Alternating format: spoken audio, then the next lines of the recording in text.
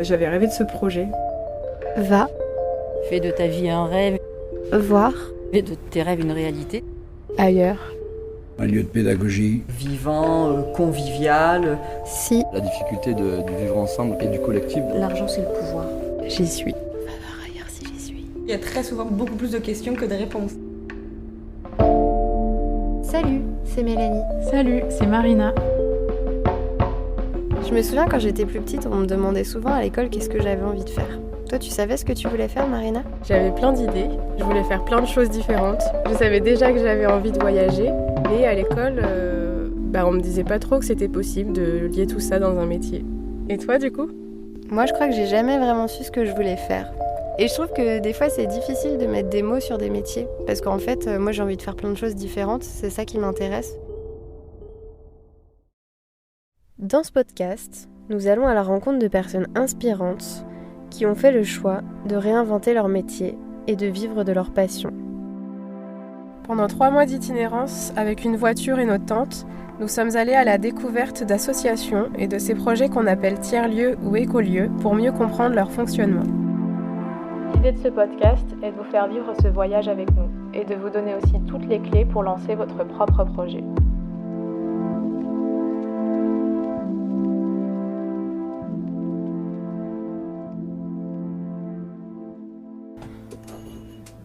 Ouais, ça peut être amoureux. Les premières réunions de Cosmos, on les a fait dans ce mobil-homme-là. On était à 6 pour écrire les statuts, c'était quelque chose. Et c'était déjà aménagé pour que les gens dorment dedans ?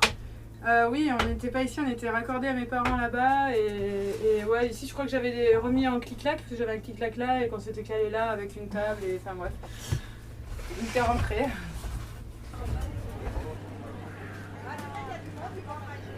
Pour ce 3e épisode, nous vous emmenons à l'espace Cosmos, un écolieu à Saint-Martin-de-Crau, une ville d'un peu plus de 10 000 habitants, proche de la Camargue et de la ville de Arles. Pour que vous puissiez vous imaginer, l'espace Cosmos s'étend sur un terrain de 2 hectares, dont 1 hectare constructible, qui accueille la maison container en plein travaux de Émilie et Ludovic, les propriétaires du lieu. Le lieu est divisé en 3 parties. D'un côté, on y trouve un immense hangar où est installé un menuisier et des conteneurs qui servent d'espace de stockage disponible à la location. Au fond du terrain, au milieu des arbres et des cannes de Provence, se trouvent 3 mobil-homes qui servent de logement temporaire pour le couple, dont un est loué pour de l'habitat. Enfin, entre ces 2 espaces, se trouve un champ immense avec des chevaux, un jardin partagé où des habitants et habitantes du territoire viennent cultiver leurs légumes, une grande serre, un poulailler et des ruches. Nous sommes restés 2 semaines sur place en pleine canicule. Ce potager verdoyant contrastait avec la nature environnante asséchée par le soleil et les allées poussiéreuses qui l'entouraient. Démarré en 2015, ce projet est encore en construction. Son objectif, devenir une pépinière pour des travailleurs indépendants dans les domaines de l'artisanat et du bien-être afin d'y développer les projets du monde de demain. C'est donc un projet vaste et ambitieux, aux multiples facettes, où la question du soin est centrale dans la démarche de Émilie et Ludovic, tant dans le soin apporté à la nature que dans le soin apporté à l'humain. Avec eux, nous avons discuté de rêves, du collectif et de ses difficultés, de santé mentale et de guérison. Épisode 3. Tout lâcher pour construire son projet de vie. Je suis Émilie, donc j'ai, chaque fois il faut que je réfléchisse, 37 ans. Je suis originaire d'ici, du coup je suis architecte paysagiste, j'ai fait mes études un petit peu de partout, j'ai pas mal vadrouillé et voilà, du coup maintenant je suis redevenue Saint-Martinoise, ce que je pensais pas au début. De mon côté, j'avais rêvé de ce projet bien avant qu'il puisse arriver. Quand j'étais en Chine, j'ai fait une année là-bas à Shanghai où ça a été pour plein de choses une expérience incroyable, mais qui m'a aussi ramenée à me dire que j'avais envie de monter mon propre projet, de me réaccaparer un bout de terrain sur lequel j'avais envie de semer toutes ces graines et surtout pas de le faire toute seule, le faire en collectif. Du coup, comme intérêt dans mon rêve, c'était de récupérer l'usine justement où il y avait mon grand-père qui avait monté cette usine et qui déjà n'appartenait plus à ma famille. Et du coup, j'avais imaginé aussi sur le territoire, tout autour, des liens qui pouvaient se faire avec les voisins. Et donc, dans l'usine, exploiter ça pour faire une partie d'atelier collectif, du coworking. une partie plutôt pour l'événementiel, parce qu'il y a des grands plafonds, quoi, du coup. On aurait pu faire cirque, restauration, projection, enfin un petit peu tout ce qui a trait à l'événementiel, qu'on pouvait péter le béton tout autour pour replanter et revégétaliser. J'avais même pas pensé à ce terrain, c'est ça qui est fou, quoi. C'est pourtant, ouais, si, ou alors je l'avais mis, mais quelque part, je voyais pas comme ça, quoi. L'usine n'était pas exploitable, trop chère, trop vieille, enfin, et de toute façon, elle n'était pas en vente à ce moment-là. Et par contre, ce terrain-là l'était, et du coup, j'ai rencontré Ludo à ce moment-là, et du coup, c'était une rencontre qui était assez récente, et puis lui avait peur de s'engager, donc il me disait, mais vas-y Émilie, avance sur ton projet, et on verra après comment je te rejoins ou autre. Et en fait, ce qui nous a paru fou, c'est que lui, de son côté, avait rêvé du même projet sur un terrain aussi qui appartenait aussi à son grand-père. Et il voulait faire des ateliers avec des personnes qui seraient en réinsertion. Et surtout, l'idée, c'était de croiser plusieurs artisans. Moi, dans mon idée, c'était aussi de croiser avec des agriculteurs du coin et de réunir nos champs de compétences, en tout cas de savoir-faire, pour recomposer ce faire ensemble et une forme d'autonomie, mais collective, quoi, un réseau courte échelle, et voilà, quoi, dans ces environs. Et du coup, quand je suis revenue m'installer ici, j'avais un peu les boules parce que je connaissais plus grand monde et que l'image du Sud-Est me refroidissait énormément et que j'avais pas forcément envie de rester là. J'imaginais poser mes containers et pouvoir les réembarquer sur un camion pour déménager ensuite. J'imaginais plus l'Ardèche, un côté un peu plus à l'écart, au frais et avec des rivières. Mais en creusant, du coup, j'ai retrouvé mes voisins, donc le Masgranier Longomaille à côté, qui ont toujours été mes voisins, du coup, parce que j'ai habité là toute ma jeunesse. Mais du coup, avec les jeunes qui étaient installés depuis récemment, et du coup, on a recommencé des choses. J'ai bossé aussi pour l'asso Un Enfant, un Jardin, qui était juste à côté à l'origine, qui a créé une copine. Et du coup, c'est là aussi que je me suis remis dans la terre, que je me suis remis sur des projets de cœur. Et que je me suis dit, oui, dans l'association, il y a une voie pour moi qui me parle beaucoup plus. Je peux plus séparer, en fait, mon activité professionnelle de mes loisirs. Enfin, pour moi, ça me paraissait incohérent. Il fallait vraiment que toute ma vie ait du sens, en fait. Que même si mon travail me plaisait, le faire dans une entreprise, ça me plaisait pas. Enfin, du coup, j'avais envie aussi que ce travail, justement, je mets des parenthèses et je fais des guillemets avec mes mains, parce que pour moi, travail, c'est pas le côté labeur, c'est plutôt le côté passion. Et que mes compétences, en fait, aient vraiment du sens sur le terrain. Donc j'ai eu envie aussi que des projets de paysage émergent avec l'envie de le faire en participatif, l'envie de le faire avec des gamins, l'envie de le faire avec des gens. Et du coup, il y a eu ces rencontres par l'association aussi. Et on s'est rendu compte, sur ce chemin, le terrain n'était pas encore vraiment ouvert, mais on s'est rendu compte sur ce chemin qu'il y avait énormément de volonté de monter des choses ensemble, et énormément d'assauts, de porteurs de projets qui avaient des envies, des idées, mais que dans le coin, les terrains manquaient. Et en fait, nos espaces pour le faire sont très très restreints, quoi. Enfin, on se retrouvait à un peu tourner en rond, à faire des petites choses, mais à peiner un petit peu pour réellement lancer des projets, quoi. Et on avait plein de potes qui avaient envie de lancer des projets, donc on s'est dit pourquoi pas sur ce terrain l'ouvrir justement pour toutes les personnes qui ont envie de monter des projets, mais qui sont limitées par un local, par un lieu. Et après, même s'il y a ça, on était aussi envie d'être en réseau, et en se disant qu'en étant en réseau, on irait plus loin. Là, c'est pas une vision d'autonomie, c'est plutôt une question de visibilité et d'accès, en fait, de rendre ces choix de vie possibles. Donc le nom Cosmos, c'est qu'on est aussi très penché vers justement cette notion d'univers, que quand les choses sont pour nous, l'univers s'accorde et se met en route pour que les choses puissent se faire. Et du coup, quand on nous a dit c'est une zone d'activité économique, vous pouvez y aller, vous avez 6 mois, vous avez de la chance d'être venu vous renseigner à ce moment-là, mais clairement, je me suis dit c'est pas de la chance, c'est l'univers qui m'ouvre une porte, quoi, parce qu'à ce moment-là de ma vie, j'avais tout foutu en l'air, quoi. J'ai envoyé bouler mon ancien boulot, j'avais envoyé bouler mon mec, j'avais plus de maison, plus de baraque, plus rien sur mon compte non plus parce que j'avais arrêté de bosser. Enfin, et clairement, je suis revenue à Walpé, chez papa-maman qui était là, mais t'as 30 ans, tu vas vivre sous les ponts, ma pauvre fille, avec ton projet, ça tiendra pas la route, tu te rends pas compte toutes les études que t'as fait pour finir à planter des choux avec les enfants, c'est n'importe quoi. Donc j'avais clairement l'estime de moi qui pouvait être amenée à 0, mis à part qu'à ce moment-là de ma vie où justement j'ai décidé de tout plaquer parce que ça me correspondait plus, j'ai senti que ça vibrait en faisant des choses qui étaient peut-être plus terre à terre. Donc voilà, il n'y a rien de plus simple, quoi, de planter des légumes avec des enfants, de parler de la terre, etc. Mais pour moi, c'était... Mais tellement, ça m'a fait tellement un bien fou. Je me suis dit, mais oui, je vais vers ça, quoi. Et puis de là, je suis sûre que je me ferai connaître et que ça rebondira et que j'aurai des projets de paysage derrière. Je m'étais fait un peu ma stratégie. Je rencontre Ludo qui a le même projet, qui lui était à fond dans le truc au clair de lune, les univers. C'est lui qui m'a beaucoup amené aussi là-dedans, dans cette écoute, en fait. C'est de qu'est-ce qui se passe dans ta vie, à quel moment ça bloque, à quel moment ça s'ouvre.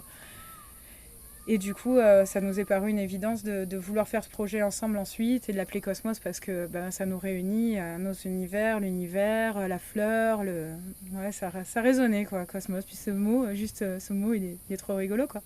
Bon, mais elle l'appelle Comos. Comos. Et voilà. Excellent.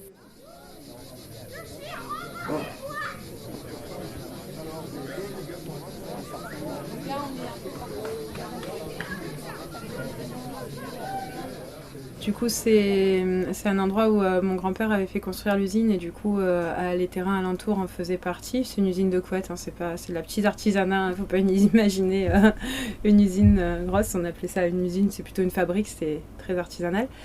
Et du coup, sur les terrains alentours, ma tante et mon père se sont installés et il restait ce terrain de 2 hectares qui n'était pas exploité et qui a très longtemps été classé en zone naturelle. Du coup, il n'était pas exploitable ni en agriculture, ni en habitat, etc.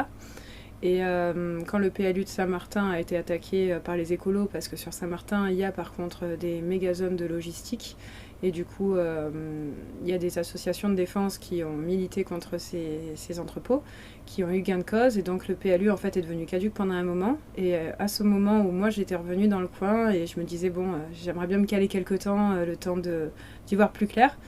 Et en me disant, mais si jamais sur ce terrain il y a quelque chose de faisable, ça me permettrait d'y semer toutes les graines que j'avais un petit peu amassées lors de mes voyages et pérégrinations. Et mon frère y étant allé, mon cousin y étant allé avant moi, je me suis dit, bon, à quoi bon, mais bon, j'y vais quand même. Et c'est là que j'ai découvert que le PLU avait été attaqué et que le terrain était devenu une zone d'activité économique et qu'il y avait donc un projet potentiel possible dessus, d'habitat et d'activité, surtout d'activité. Du coup, l'acquisition, ensuite, c'est plus que, comme il appartenait à ma famille, on a pu du coup faire une donation. Une donation qui est payante par rapport à l'État, hein, qui prélève toute une grosse partie sur la valeur du terrain. Et donc, comme c'était plus un terrain en zone naturelle, que c'était un terrain en zone d'activité économique, donc la valeur qui était associée, c'était la valeur d'un terrain inconstructible, donc assez cher. Donc il y a eu des frais de donation assez importants, mais qui finalement étaient mineurs par rapport à ce que peut valoir un terrain ici, et ce qui peut... entre la valeur et surtout la possibilité d'avoir un terrain constructible dans les environs, quoi. Et du coup, voilà, ça a fait bingo. On s'est dit, mais ouais, si ça s'ouvre à ce moment-là, et juste pour moi. Et par contre, on m'a prévenu qu'il y avait un créneau de 6 mois pour déposer un CU, c'est un certificat d'urbanisme qui permet de geler ce statut-là pendant 1 an ou plus, je crois. Je ne me souviens plus exactement. Mais bref, on avait quand même une petite durée pour déposer un permis de construire et que ce permis de construire soit validé. Ça a été aussi la complication pour ensuite développer le projet.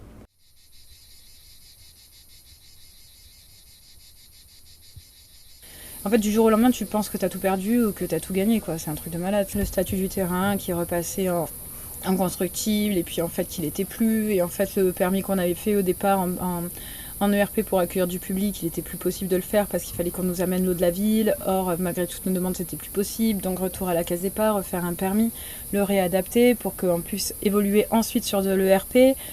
Voilà, c'est toute une phase où tu envoies des courriers, tu as peur. Là, après, on te répond en te disant, ben non...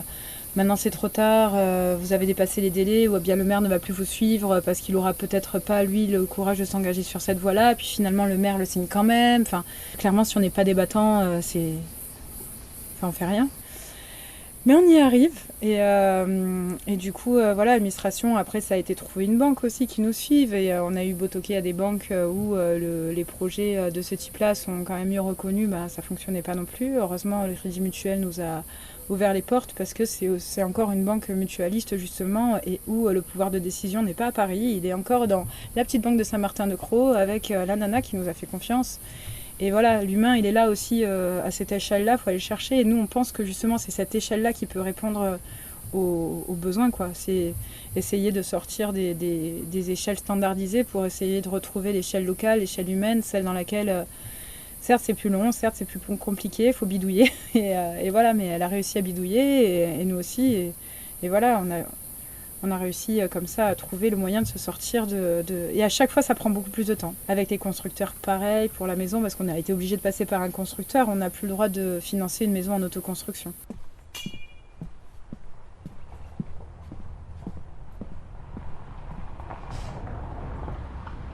Pourquoi on fait ce projet en collectif? Moi, le collectif m'aide à avancer. Faire seul, je me rends compte que j'arrive pas à me motiver, que j'arrive pas à me lancer. Voilà, il y a des choses que maintenant j'aime faire seule, mais en général, pour me motiver, il faut que j'organise et que je fasse à plusieurs. En fait, on a en effet démarré un projet plutôt collectif. Moi, j'ai eu besoin de partager ce projet avec d'autres pour savoir s'il était réalisable, parce que c'est bien beau d'imaginer les choses dans notre tête. Après, si on les confronte pas aux autres, on ne sait pas déjà si ça fonctionne ou pas. Donc, il y a eu quand même plusieurs ateliers de partage pour savoir vers quoi on se lançait, vers quoi on se destinait et quel type de lieu on allait créer. Du coup, ça nous a permis d'avoir une vision des espaces qu'il fallait qu'on mette en place sur le lieu, tout en gardant aussi, notre envie principale. Ludo avait besoin de son atelier, moi j'avais besoin aussi d'un espace de petit atelier de bureau. Voilà. Après, le reste s'y est ajouté, mais on est quand même au départ aussi un peu parti de qu'est-ce que nous, on avait envie et besoin. Et par contre, c'est dit, autant le partager, donc le faire pour que ce soit utilisable par d'autres. Et du coup, ça nous a permis de voir qu'on arrivait à tisser une toile et à tisser un projet dans son ensemble. Donc, il fallait aussi qu'on développe sur l'alimentation, sur le bien-être, sur l'événementiel, etc. Donc ça nous a permis de voir. Mais au-delà du voir, il y a eu tellement d'envie dans le collectif de faire qu'on s'est lancé sur du faire ensemble assez rapidement, quoi. Et du coup, ce qui a été positif, c'est que ça nous a permis de voir... qu'est-ce que ça mettait en œuvre, cette énergie collective, et qu'est-ce que ça mettait en route comme question, comme projet, etc. Du coup, on a fait pas mal d'événementiels où il y avait des ateliers proposés, des marchés, etc. Ça, c'était sympa parce que du coup, ça a amené énormément de monde et on a rencontré plein de monde et ça a été des belles journées. Par contre, on s'est rendu compte aussi que de demander à tout le monde cet effort de se coordonner, ça nous demandait à nous aussi de coordonner beaucoup. Et en fait, le lieu nous appartenant, il y a eu quand même cette dimension comme ça vous appartient, c'était nous en gros les gestionnaires du lieu.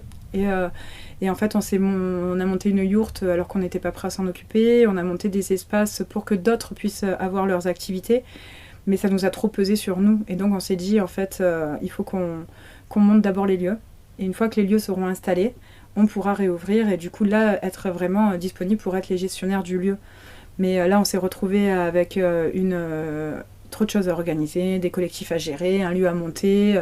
Il fallait que ce soit en même temps bien fait pour accueillir du public. Et du coup, non, on pouvait pas être bien fait, quoi. On n'a pas d'eau, on n'a pas l'électricité. Enfin bref, c'était la pagaille.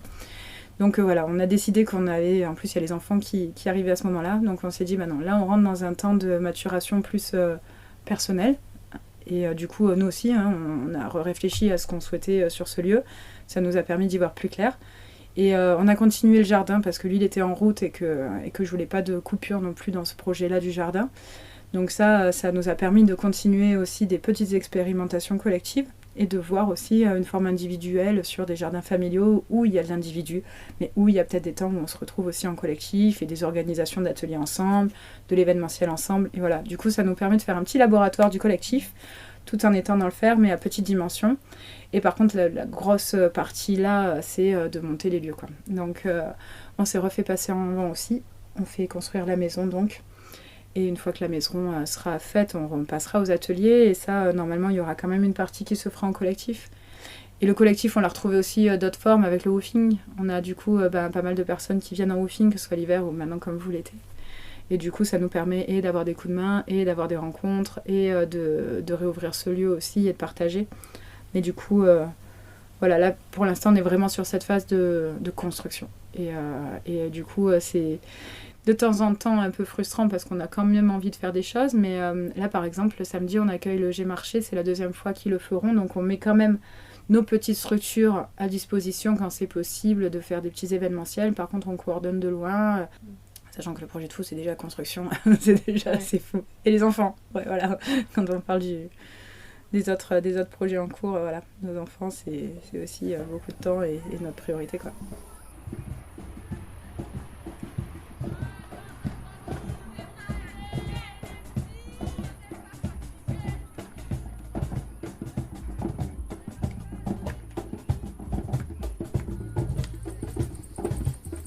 On s'est lancé même si on venait juste de se rencontrer, puis moi je venais d'arriver à ma trentaine, du coup tout s'est coordonné pour que à ce moment-là ça puisse se faire. Et du coup grâce à Ludo, son côté pragmatique et son côté ça peut marcher mais on va le faire vraiment et jusqu'au bout, du coup je le remercie parce que grâce à lui ça tourne, quoi. Et j'ai cette vie-là de rêve que j'aurais pas pu avoir autrement, quoi. Voilà, du coup ça m'a beaucoup appris.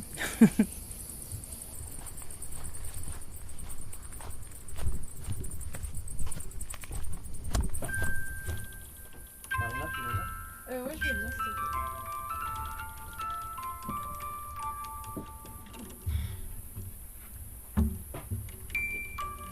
Après avoir échangé avec Émilie, nous nous sommes posés sur la terrasse de Ludovic pour discuter avec lui à l'abri de la chaleur. En passant du temps sur place, on s'est rendu compte que ça demande une sacrée organisation de gérer à la fois la vie de famille, l'avancement du projet et les travaux de la maison. Ils ont donc choisi de séparer les tâches. Quand l'un garde les enfants, l'autre travaille sur le projet. Ouais, là, tu vois, on n'est pas à la chaleur comme là où vous êtes. Ouais, franchement, entre les conteneurs, ça va. Ça passe? Mais par contre, on voit Patrice, Lionel au jardin, là, on est là, waouh. Alors moi, je m'appelle Ludovic, j'ai 41 ans et je suis artisan d'art. Là-bas, je suis prof de PS. Après, j'ai fait une grosse dépression pendant 2 ans. Vraiment qui m'a chamboulé parce que j'ai dû changer complètement de vie et de référence. À partir de là, j'ai fait une formation de menuiserie et je me suis spécialisé dans la fabrication de luminaires en bois et verre soufflé avant de créer le projet d'écolieu Cosmos. Le terrain, c'est simple, au départ on est dans l'accro, hein, donc c'est des cailloux et de l'argile et du coup il n'y a rien. Il n'y a rien, il y a quelques frênes qui poussaient mais les chevaux les ont mangés rapidement. Donc du coup on s'est retrouvé sur un terrain complètement nu et à partir de là, moi c'est ce que j'aime bien aussi, c'est vraiment de commencer de rien, se dire voilà, même pour la valorisation entre guillemets, c'est dire voilà, on part vraiment de très loin et tous ensemble on va créer un petit oasis et donc du coup les premières étapes ça a été l'eau en fait, commencer à voir comment alimenter le terrain en eau. Parce que sans eau, le potager n'est pas possible, les animaux c'est pas possible, donc ça a été la première démarche. Comment récupérer l'eau des à côté en fait, parce que la Crau c'est réputé pour le foin de Crau, du coup l'arrosage par gravitation, et du coup récupérer ces eaux, c'est trop plein en fait, pour pouvoir nous arroser notre jardin gratuitement. Donc la première étape c'était de faire des fossés un petit peu partout sur le terrain, pour pouvoir exploiter cette eau et à commencer à arroser le terrain pour que la végétation puisse se développer. À partir de là, une fois qu'on a eu l'eau sur le terrain, la deuxième étape ça a été le poulailler et le potager, parce que c'était les activités les plus faciles à mettre en œuvre. Là il suffisait vraiment de la volonté, du travail humain, il n'y avait pas besoin de ressources financières, même si on a quand même pas mal glané à droite à gauche des matériaux comme des planches, des plants dans les pépiniéristes et tout ça, donc ça nous a permis de lancer un potager qui fait maintenant 1000 m². Et un poulailler collectif aussi pour de l'autoconsommation. Donc ça c'était les premières étapes. Là les 4 ans, il y a la prochaine année c'est les ateliers collectifs. L'année d'après c'est le projet de resto bar. Après l'année d'après c'est l'aire de jeu pour les enfants. Donc c'est le voilier qui va se transformer en aire de jeu. Il y a toute une partie aire de jeu qui va se transformer, qui va être construite derrière aussi. On est assez axé sur le développement moteur de l'enfant avec notamment les exercices de Montessori ou de Freinet. Donc on va construire un site qui sera adapté à ça. Et donc ça c'est il y a encore une année. Et il y a encore des années de travaux derrière parce qu'il y a des projets dont on ne vous a pas parlé encore. C'est que derrière il va y avoir 6 structures en éco-construction différentes qui vont sortir de terre. Chacune aura un thème particulier. Et ça sera des petits espaces de 9-10 m² pour les thérapeutes. On sait que la grosse difficulté de l'artisanat ou de l'entrepreneuriat au sens plus large, c'est la solitude. C'est vraiment de se dire, d'être face à soi-même et de gérer tous ces problèmes. La peur de l'échec, de la fatigue, le burn-out. Donc du coup de se dire, je ne suis pas tout seul. Et au moment où je suis down, je suis sûr que sur les 10, il y en aura un ou deux qui sera en pleine forme et qui va me booster. Et en fait, on joue sur cet aspect-là, de se dire, il y a un cercle vertueux qui va se former.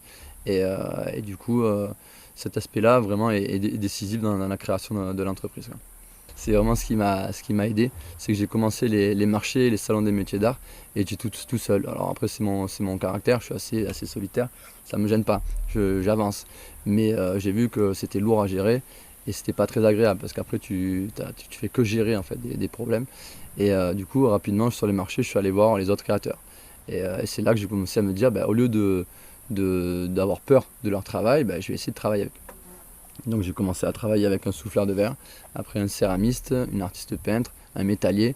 Et même si eux étaient surpris par la démarche au départ, parce que sur un marché on est toujours un peu concurrent, en fait ils ont compris l'idée et au contraire on faisait du travail après en commun. Et chacun y gagnait parce que du coup on travaillait ensemble en fait.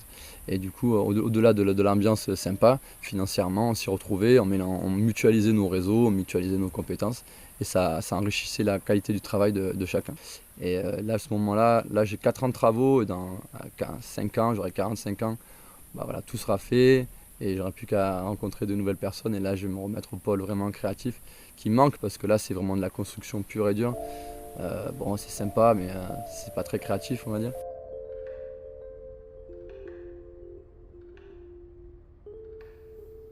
Nous, on s'est posé beaucoup de questions sur le fait de s'investir sur un projet durant autant d'années. C'est là où moi je fais la différence entre un projet de vie où l'on va vivre sur place et un projet professionnel. Je pense qu'on n'y met pas la même énergie et qu'on est prêt à une temporalité plus longue dans le cadre d'un projet de vie.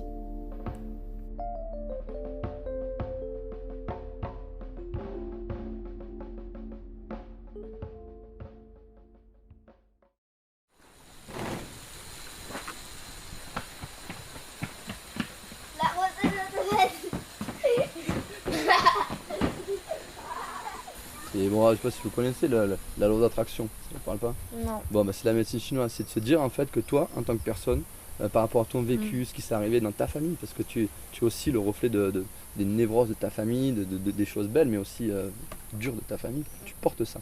Et en fait, ton corps émet une fréquence. Et en fait, cette fréquence-là, elle va attirer autour de toi des personnes qui sont sur la même fréquence. Quand on est sur la même longueur d'onde, mais c'est pas des conneries en fait. C'est vraiment, quand tu matches avec quelqu'un, c'est pas pour rien. Quand tu creuses un peu les gens qui sont ici, chaque fois on creuse des trucs, c'est tout le temps le même truc. C'est pas pour rien. C'est parce que inconsciemment, tu te sens proche de toi ou de toi parce qu'il y a quelque chose. Et ça, ça s'explique pas. Et le problème, c'est que quand tu as une fréquence, quand tu as des trucs un peu lourds, tu vas attirer des trucs, des personnes qui ont les mêmes trucs. Donc ça risque peut-être de s'entraîner aussi. Non, ça tire vers le bas souvent. Ouais, ça tire vers le bas parce qu'on est c'est plus facile d'être mal que d'être bien. Et ça, si tu creuses pas là-dessus, tu peux faire ce que tu veux. Tu peux faire un atelier collectif à 10 €, ça sert à rien. Il y a un blocage. C'est pour ça qu'on veut faire le pôle santé avec la yourte pour que les thérapeutes aussi viennent débloquer tout ça. Parce que moi, c'est ce qui m'a sauvé, c'est parce que c'est ma dépression. Bizarrement, ça m'a tellement niqué que j'ai dû faire de la thérapie vraiment profonde sur tous les plans. Et ça m'a déverrouillé. Et à partir de là, je me suis regardé, j'ai quitté ma copine, j'ai déménagé, j'ai arrêté prof, tout. Je me dis putain, c'est quoi cette vie? C'est pas du tout ça, je me suis complètement planté. Et à C'était avant de rencontrer Émilie du coup. Ouais, c'était avant.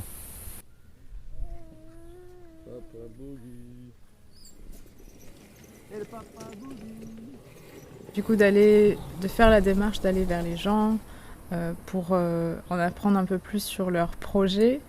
En fait, on se rend compte qu'assez vite, les personnes se dévoilent aussi plus par rapport à leur vie personnelle et plus seulement uniquement le projet. Et on avait déjà eu un moment d'émotion avec Dominique à Carqueiranne. Et là, du coup, on sentait aussi que Ludovic était ému quand il a parlé des débuts du projet, de son vécu. Mais oui, de son vécu et de comment c'était lié à l'envie de créer ce projet. Et c'est des lieux de vie, ce sont leurs lieux de vie. Donc forcément, il y a le privé et le public, on va dire, qui se mêlent au même endroit.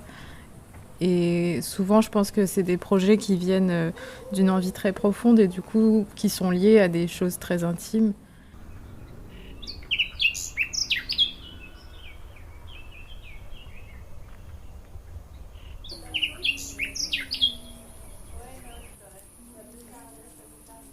Et toi, Ludo, tu nous disais que l'artisanat, ça t'avait vraiment aidé à te reconstruire. Et du coup, est-ce que tu peux nous en dire un peu plus sur le pôle artisanat sur lequel vous travaillez cette année? Ça va être découpé en 3 parties. Donc il va y avoir une partie plutôt nouvelle technologie. On va dire un Fab Lab en tout ce qui est bureau d'études. Donc architecte, paysagiste, ça c'est une partie qui va faire 30 mètres carrés. Après il y a la partie artisanat traditionnel, on va dire. Donc c'est le travail du bois, de la pierre et de l'acier. Ça c'est un atelier collectif qui va faire 60 mètres carrés. Et le dernier atelier, ça sera le travail du cuir, des tissus, loisirs créatifs. Sachant que ça c'est une idée de départ et que ça va très certainement évoluer en cours de route. Et celui-là fera 30 mètres carrés. Donc il y aura du coup 120 mètres carrés de structure en partage en fait, sur l'artisanat. Et ça c'est la partie collective, mais il va y avoir aussi 3 ateliers individuels. Parce qu'on s'est aperçu que c'était bien de jongler un peu sur les 2 aspects, l'aspect individuel et collectif. Parce que sur l'artisanat, sur le monde artistique, c'est quand même un monde d'intériorité, on va dire, d'ego. Et du coup, c'est bien aussi d'avoir son espace pour la création. Moi, personnellement, j'aime bien avoir mon espace pour créer, et autant à partager certains moments avec d'autres dans des espaces collectifs. Mais quand c'est mon espace, j'aime bien être dans mon univers. Et je n'ai pas forcément envie qu'il y ait du monde autour. Voilà. Donc du coup, on va faire individuel et collectif. Comme tout le projet, on est sur ces 2 aspects-là à chaque fois.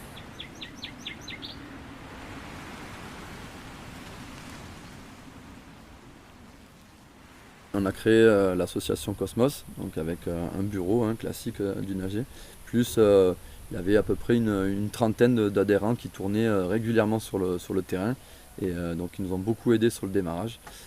Après le problème c'est qu'on a axé un petit peu sur un fonctionnement complètement ouvert en gouvernance partagée, du coup une réflexion collective sur tout, et ça pour nous c'est ce qui nous a perdu. C'est en fait on réfléchissait tout le temps sur tout, et ça avançait pas parce que c'est déjà le temps de se mettre d'accord.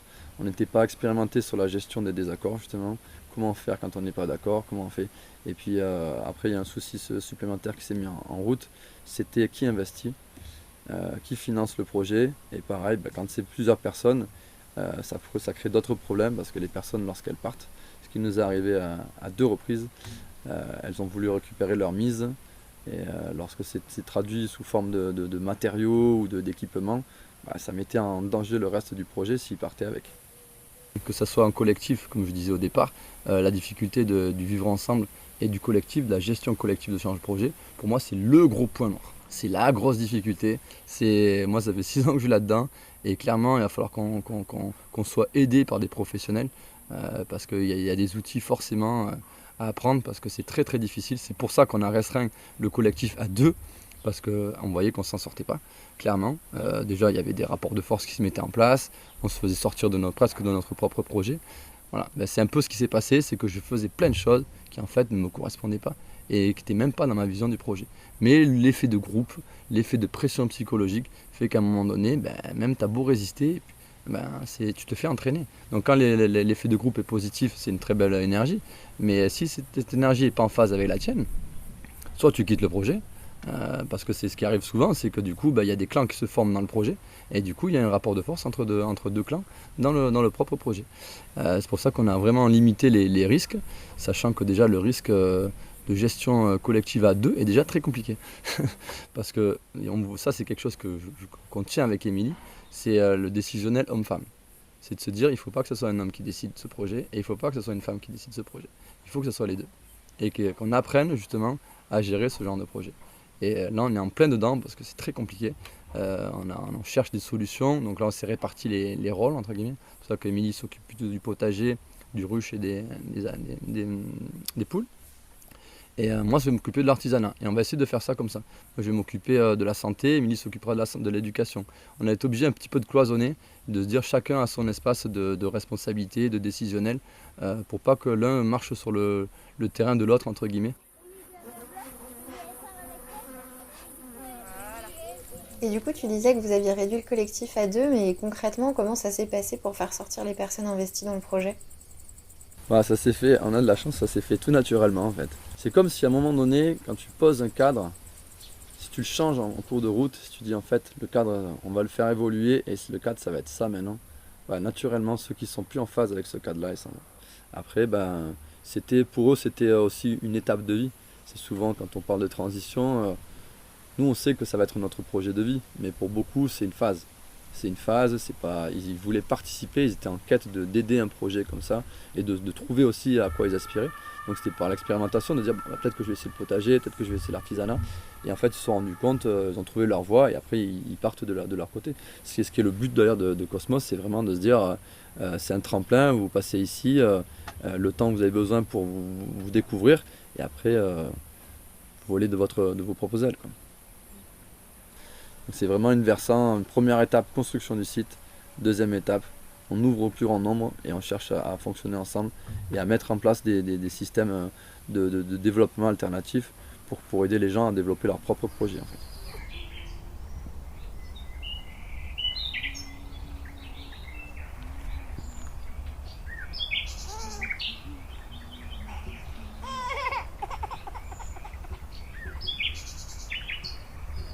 On sait que vous avez 2 enfants à charge, donc comment aujourd'hui vous vivez de ce projet? Ouais, c'est une bonne question. C'est le nerf de la guerre, malheureusement. Déjà, première étape, ça a été quand même la donation du terrain, parce que déjà on est sur un terrain qui est déjà payé. Donc ça change déjà pas mal de choses, parce que déjà pour trouver un terrain c'est compliqué, et financièrement pour y accéder c'est encore plus compliqué, surtout dans le sud-est où les valeurs immobilières sont très très importantes. Donc déjà c'est le premier point, on n'a pas de frais d'achat. Après, moi comme je l'ai dit tout à l'heure, avant de commencer Cosmos, j'avais un autre projet de rente locative. En fait, j'ai travaillé 4 ans pour faire des appartements. Du coup, je suis propriétaire d'une maison où j'ai fait des appartements. Et du coup, ça, c'est des revenus locatifs qui me permettent de vivre, en fait. J'ai pas besoin de travailler pour vivre. Donc ça, c'était mon premier point où j'avais dit avec Émilie, si on veut se lancer dans un projet comme ça, il faut que je sois déjà à l'aise, que je puisse déjà subvenir à mes besoins. Parce qu'il faut que je puisse ne pas avoir besoin de travailler pour m'occuper du projet à 100%. Mais après, il y a le projet donc, du hangar qui a été une grosse réussite pour nous. C'est-à-dire qu'on a trouvé des investisseurs qui ont financé un gros hangar de 800 mètres carrés avec du photovoltaïque. Et le deal avec eux, c'était qu'ils finançaient le hangar en échange qu'ils récupéraient l'électricité des panneaux posés sur le toit. Donc ça nous a permis d'avoir un bâtiment d'une grande capacité pour une somme raisonnable, on va dire. Et ça nous a permis de rembourser, parce que notre crédit a commencé en avril 2021. Et donc là, en avril 2022, le hangar est terminé, les box sont louées. Et donc ça nous permet de financer à 100% le crédit que l'on a pour financer le projet. Donc du coup, ça devient autofinancé. Et concrètement, le crédit, il s'élève à combien ? Sachant qu'il n'y a pas que le projet, il y a aussi la maison conteneur. Donc c'est difficile à dissocier, mais je pense que sur le projet du hangar, il y a à peu près 150 000. Sachant qu'il n'y a que pour le moment, le financement était conçu pour le hangar et une partie des ateliers. Donc tout le reste, pour le moment, il n'y a pas de fonds pour pouvoir financer la suite. Schématiquement, actuellement, on a du coup les locations du hangar qui financent et le prêt et la caisse. Et ça, du coup, c'est la partie professionnelle qui va nous permettre de réinvestir sur la partie associative de l'écolieu. À terme, ce qu'on souhaite, c'est qu'on puisse du coup vivre quand même des revenus de ces habitats allégés, que le hangar, quand il aura fini de payer le prêt dans 20 ans, il paye encore le lieu, la fabrication du lieu, et que le lieu en lui-même après fonctionne en bénéfice autonome, quoi. Il y a quand même des fonds courants et des fonds d'installation qui nous ont coûté énormément. Mais voilà, nous du coup on le fait plus forcément. Une fois qu'on sera libéré de cette pression financière, le but c'est vraiment de refonctionner en économie circulaire et que ça puisse permettre à d'autres du coup de bénéficier de ça aussi, quoi. Surtout que les temps sont de plus en plus durs, donc voilà. Mais sans parler de gratuité. Ce sera vraiment dans cette idée qu'il y aura quand même un loyer, qu'il y aura quand même une participation aux frais courants, etc. Parce qu'il faut se rendre compte qu'il y a un investissement au démarrage, quoi. Une machine cassée, elle ne va pas retomber du ciel comme ça, toute réparée, quoi.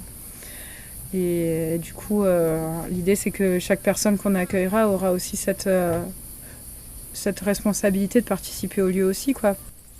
Donc là, on vient de voir le modèle économique. Est-ce que tu peux nous dire comment ça se traduit juridiquement ? La SCI est propriétaire de l'ensemble du site, du terrain, et c'est elle qui a aussi fait le prêt, avec nos noms personnels de Ludo et de moi comme garant, et voilà. Donc ensuite, il y a la SARL qui, elle, exploite les loyers des bâtiments. Donc la SARL, en fait, elle est locataire de la SCI, et elle a des locataires, donc des sous-locataires de la SCI, qui sont du coup le menuisier, les espaces de stockage, et plus tard l'ASSO Cosmos. L'ASSO Cosmos, du coup, elle va gérer le tiers-lieu et les bâtiments qui seront mis à disposition du tiers-lieu. Donc elle versera un loyer à la SARL. La SARL, elle, du coup, avec cet argent-là, on ne va pas se payer dessus. Cet argent-là, cette caisse, elle sert à être réinvestie sur le lieu. Tout ce qu'on doit acheter, on le passe sur la SARL. Du coup, derrière, on a la TVA qui est récupérée, on fait une comptabilité. En fin d'année, normalement, on arrive à 0 et du coup, on n'a pas de bénéfice sur la SARL. La SARL réinvestit sur tout. Et la SARL, par contre, verse un loyer à la SCI, actuellement de la somme du prêt. Donc, la SCI, comme ça, elle perçoit de quoi rembourser le prêt. Et la SCI, pareil, on ne se paye pas dessus. Là, la SCI, elle fait juste transiter sur le prêt. Voilà. Et du coup, si la SCI, elle a financé, grâce au prêt, toutes les constructions du hangar, de la maison, etc. Pour l'instant, on avance pas après pas. Après, au niveau du concret, on a la chance aujourd'hui de pouvoir partager nos emplois du temps et bosser à mi-temps chacun. On n'a plus besoin de bosser à l'extérieur. Ça aussi, c'est la dimension sine qua non, c'est qu'on n'a plus besoin de travailler à l'extérieur vraiment. Moi, je continue un peu de l'animation pour l'asso et de l'entretien des projets qu'on a montés et des arbres qu'on a plantés, voilà, sur l'extérieur de Cosmos. Mais après, on peut dire que notre emploi du temps, maintenant, c'est 100% enfant en développement du lieu. Et on se dit que maintenant qu'on n'a plus besoin de travailler à l'extérieur et que la plus grosse partie du projet est montée, la partie rentable, je veux dire, celle du hangar où on a des locataires, du coup, le menuisier et le fabricant de piscines en bois, ça nous permet d'être plus relax au niveau finance. Donc, qui veut dire relax au niveau finance, veut dire on peut prendre un peu plus de temps, ça roule quoi. On part aussi voyager de temps en temps, on a besoin de sortir du lieu. C'est aussi une grande dimension, c'est qu'il faut qu'on s'aère de temps en temps et du coup, on bouge. Et voilà, donc on a prévu en gros 5 ans pour concrétiser le lieu, mais si ça en prend 6, 7, voilà, c'est pas grave, on priorise. Et là, ce qu'on voit, c'est qu'on a quand même mis beaucoup d'énergie dans le dur, on va dire, à faire des choses qui n'étaient pas forcément plaisantes, notamment la partie administrative qui a été très très lourde, très très longue, la partie juridique. Et là maintenant, chaque chose qu'on fait, on les voit. Quand on arrive à prendre du recul, genre le soir quand je me balade avec Maëlle, que c'est le coucher du soleil, que c'est le meilleur moment là, l'été là. Vous savez, ce moment où on entend le paon, où on voit le coucher du soleil, qu'on ramasse des pommes, des pêches ou des poires, enfin ce qu'il y a sur le terrain, et que je dis tiens, on va chercher des physalis dans la serre, et que je dis punaise. Et là, je regarde et je me dis, mais oui, sur ce terrain-là, il y a de ça 3 ans, il n'y avait rien. Et quand je dis rien, il y avait 3 chevaux, mais du coup, il n'y avait rien parce qu'ils bouffaient tout le pot de choses qu'il y avait, ils le bouffaient. Et là, ça y est, quoi. Du coup, je me dis, on est sur la bonne voie, même si ça prend plus de temps, c'est pas grave. Ce temps-là, en fait, on l'apprécie aussi avec nos enfants. Et du coup, c'est ça le principal. Ouais. Quand je me pose et que j'arrive à voir ces choses-là, que je suis justement dans une phase un peu plus assoufflée et éveillée, je me dis ouais, c'est chouette ce qu'on fait. Et voilà. Aujourd'hui, la vision claire nous permet d'avancer et quelque part, je suis rassurée parce que je sais que ça tiendra la route, quoi. Du coup, ça prendra le temps que ça prendra maintenant, mais on sait que ça va se faire, quoi.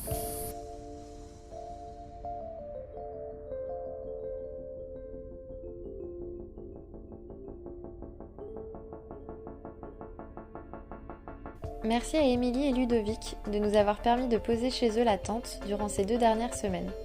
Nous avons également pu faire la rencontre de Marine et Adèle, 2 voyageuses résidant temporairement sur place, en plein travaux d'aménagement de leurs camions respectifs, avec qui l'on a partagé nos expériences de voyage, nos questionnements actuels et nos doutes, mais aussi des repas, des rires et de longues discussions passionnantes et sans tabou.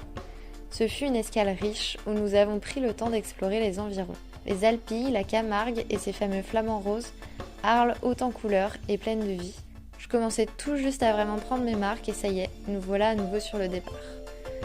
Je ne sais pas pour toi, mais quand Ludovic a parlé de l'avenir du projet de Cosmos, et notamment du pôle artisanat, ça a résonné en moi.